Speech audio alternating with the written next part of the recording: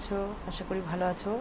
আজ দেখো ভেজ ডাল করব, মুগ ডাল দিয়ে। সবজি নিয়ে নিয়েছি, পটল, টমেটো, আলু, গাজর। হয়ে গেছে, দিয়ে দিচ্ছি। এটা সেদ্ধ হয়ে গেছে, এখন হলুদ দিয়ে দেব, লবণ দিয়ে দিচ্ছি। এখন সম্বরা দিয়ে নেব, তেল দিয়ে দিচ্ছি, জিরা ফোড়ন দিয়ে দেব,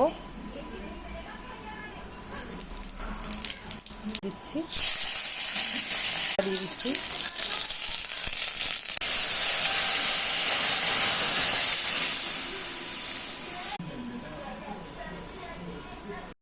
স্বাদ মতো চিনি দিয়ে দিচ্ছি, ঘি দিয়ে দিচ্ছি।